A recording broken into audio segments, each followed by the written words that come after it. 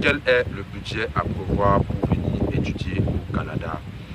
Comment puis-je démontrer ma capacité financière ou ma preuve financière afin de compléter mon dossier de permis d'études? Voilà les questions qui m'ont été posées suite à la dernière vidéo que j'ai publiée sur comment demander et obtenir votre permis d'études.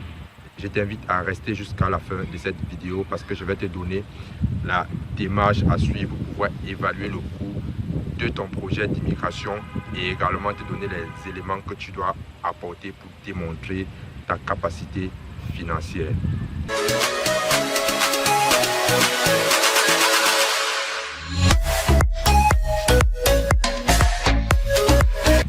Salut à toi, je suis Arthur du blog Arthur Tient au Canada. Bienvenue sur ma chaîne YouTube.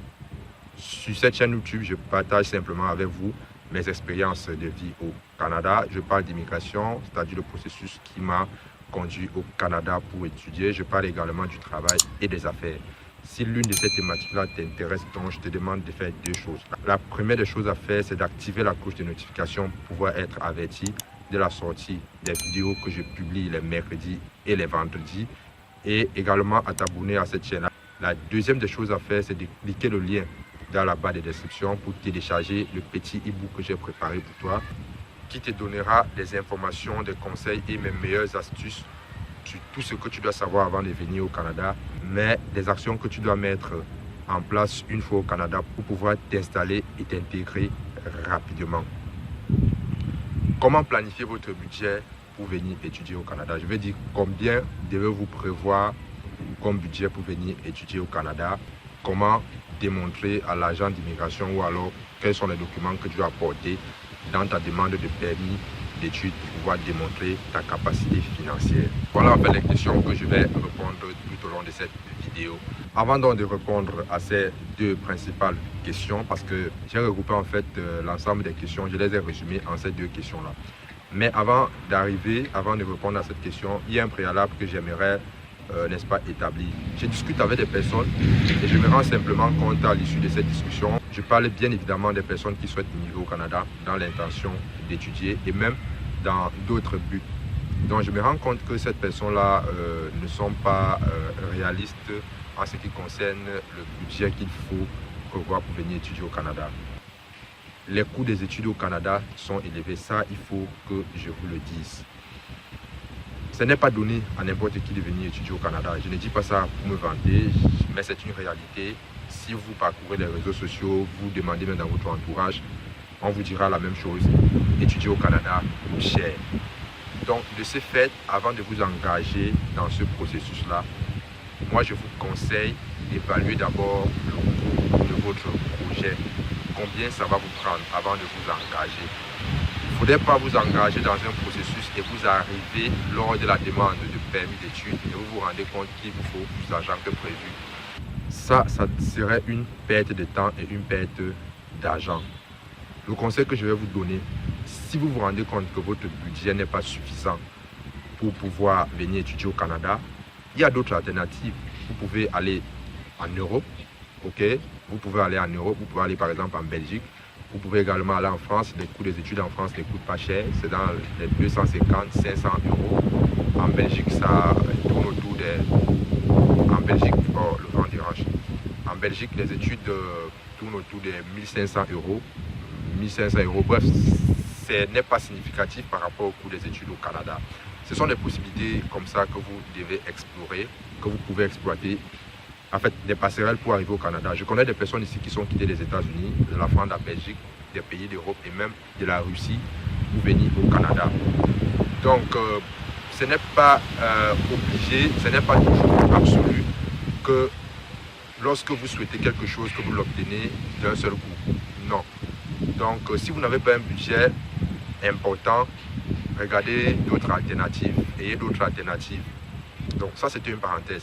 Maintenant, pour ceux qui ont des moyens suffisants, vous donnez la liste des éléments sur lesquels vous devez vous appuyer pour planifier votre budget. Le gouvernement du Canada indique bien dans son site que si vous avez l'intention d'étudier dans la province du Québec, vous devez prévoir 11 000 $ et dans d'autres provinces, 10 000 $. Ça, c'est pour un étudiant seul. Si vous venez avec les membres de votre famille, ça c'est autre chose. Je vais mettre le lien dans la barre de description pour que vous consultez pour voir combien ça vous coûte. Maintenant, qu'est-ce qui est compris dans ces 10 000 $, ou sont inclus dans ces 10 000 $ votre logement, votre nutrition, vos vêtements, les coûts de transport, oui, les téléphones, les services de téléphonie, Internet, bref, vos besoins de vie de façon générale. Les frais de scolarité ne sont pas compris dans ces 10 000 $. Les fournitures scolaires ne sont pas compris dans ces 10 000 $. À ce coût-là, maintenant, vous devez ajouter vos droits de scolarité. Où est-ce que vous allez voir le coût de vos droits de scolarité? C'est sur le site de votre établissement d'enseignement désigné. Les coûts d'études varient en fonction de votre spécialité. Quelqu'un qui est admis à fréquenter en spécialité médecine, le coût de ses études est élevé par rapport à quelqu'un qui est admis à fréquenter par exemple dans une formation professionnelle ou alors dans une école d'ingénieur. Donc ça dépend. Quelqu'un qui va faire droit, non. Les coûts sont différents. Vous devez vraiment regarder ça avec votre établissement. Mais je vais vous donner une idée de façon générale. Je dis bien de façon générale, c'est basé sur mon expérience et le retour des expériences des personnes que je côtoie ici. Vous devez prévoir entre 20 000 et 30 000 $. Ça, c'est à moyen. Si vous faites des spécialités vraiment communes, des spécialités pas chères, ok, vous devez prévoir ce budget-là. Mais si vous faites des spécialités comme la médecine, des spécialités professionnelles comme les mécaniciens des engins, ce sont des spécialités qui, à elles seules, coûtent dans les 30 000 ou 40 000 $ par année. Donc vous voyez que ça varie énormément. À ça également, vous devez ajouter les droits, les frais de traitement, n'est-ce pas, de vos dossiers. Par exemple, pour le permis d'études, c'est 150 $. Vous demandez le CAQ, pardon, c'est 116 $. Vous devez prévoir les droits de biométrie qui s'élèvent à, je pense, à 83 ou 87 $. Également prévoir si vous devez faire les tests de langue, si vous devez faire la visite médicale, ça c'est obligé, les frais d'envoi des documents. Vous devez vraiment planifier tout ça pour pouvoir déterminer le budget qu'il vous faut pour vous lancer dans un projet d'immigration.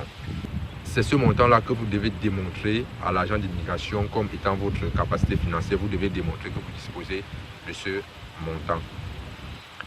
Maintenant, comment donc démontrer? Je viens à la deuxième question. Comment donc démontrer votre capacité financière? Quels sont les documents que vous pouvez soumettre pour démontrer votre capacité financière? Il y a deux possibilités qui s'offrent à vous. Vous pouvez démontrer que vous avez les capacités financières vous-même. Si vous n'êtes pas capable de démontrer que vous avez, une personne peut, n'est-ce pas, se porter garante de fournir ces preuves-là pour vous. Dans tous les cas, si vous prévoyez démontrer par vous-même que vous avez les capacités financières, voici donc les documents que vous devez fournir. Vous devez fournir, je vais citer une liste de documents, vous allez l'adapter à votre situation, ok? Vous pouvez démontrer votre capacité financière en fournissant, n'est-ce pas, en démontrant à l'agent d'immigration que vous avez un compte au Canada à votre nom, compte dans lequel l'argent a été viré depuis votre pays d'origine. La deuxième façon que vous devez utiliser pour démontrer que vous avez suffisamment d'argent, c'est d'aller dans votre banque, si vous êtes dans une banque, de demander à la banque de vous faire une lettre.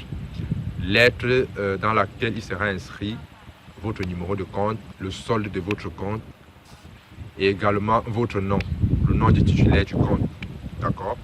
La troisième possibilité qui s'offre à vous, vous pouvez fournir vos relevés bancaires des 3 ou des 6 derniers mois. Ces relevés bancaires doivent montrer le solde de votre compte et porter également votre nom. Vous pouvez également apporter une lettre, n'est-ce pas? Si une institution, par exemple, vous prend en charge, par exemple, je prends le cas des boursiers, vous pouvez apporter une lettre qui indique le montant de la bourse auquel vous avez droit. Si vous êtes dans un pays, si votre pays vous offre la bourse pour venir étudier au Canada, vous devez fournir cette lettre-là. Ou alors, si vous êtes admis dans un établissement, si vous êtes admis dans un programme subventionné par le Canada, n'est-ce pas, vous devez fournir également cette lettre. Il y a des programmes au Canada qui sont subventionnés par le gouvernement du Canada et qui reçoivent des étudiants étrangers. Mais ça, beaucoup plus au niveau maîtrise, recherche, doctorat. Vous pouvez également apporter ce document. Si par exemple vous avez des placements, si vous êtes actionnaire dans une entreprise, si vous avez des placements en bourse, ça aussi sont des éléments que vous pouvez apporter pour démontrer votre capacité financière. Vous allez choisir parmi ces éléments-là celui qui s'adapte à votre situation. Si vous ne pouvez pas démontrer, ou tout simplement si vous n'avez pas l'argent, vous pouvez faire intervenir une personne qui se porte garante de vous prendre en charge. Qu'est-ce que votre garant doit fournir comme document? Votre garant va fournir une lettre d'engagement financière, lettre dans laquelle la personne mentionne qu'elle vous prendra en charge tout au long de votre séjour au Canada. Il y a ces modèles de lettres sur le site du gouvernement. Je mettrai, n'est-ce pas, le lien dans la barre de description.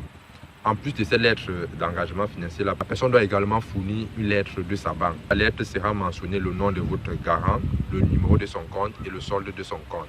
Également, votre garant doit apporter les éléments qui montrent qu'il a un revenu stable et qu'il sera capable de vous prendre en charge. Parce qu'il est incohérent qu'une personne qui n'a pas un revenu stable prétende prendre une autre personne en charge.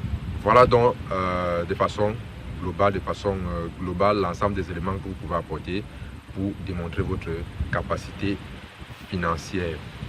Je me résume donc. Planifiez votre projet d'immigration en termes de coûts.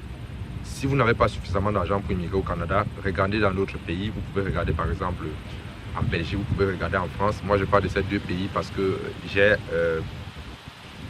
fait la procédure de ces deux pays, ça n'a pas marché. Et également parce que j'ai des amis dans ces pays-là qui m'ont partagé leur retour d'expérience. Le deuxième conseil, si vous avez de l'argent, engagez-vous dans le projet pour venir au Canada. Si vous tenez absolument à immigrer au Canada, dans les jours qui suivent, je vais publier des vidéos sur d'autres options d'immigration, n'est-ce pas, qui ne demandent pas nécessairement des montants d'argent tels qu'exigés pour venir étudier au Canada. Donc, si c'est un sujet qui vous intéresse, je vous demande de laisser dans les commentaires, de me dire dans les commentaires. Et le troisième conseil que je vous donne est tiré de la célèbre maxime de Martin Luther King qui disait: si vous croyez en vos rêves, vous les atteindrez peut-être, mais si vous croyez en vous, vous atteindrez sûrement vos rêves. Ne laisse personne te dire que tu es incapable de réaliser un projet qui te tient à cœur. Mais en toutes circonstances, tu dois être réaliste.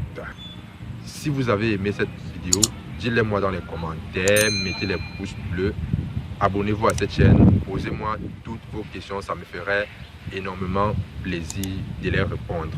Je suis Arthur du blog Arthur Thier au Canada. On se voit à la prochaine pour une nouvelle vidéo. Ciao.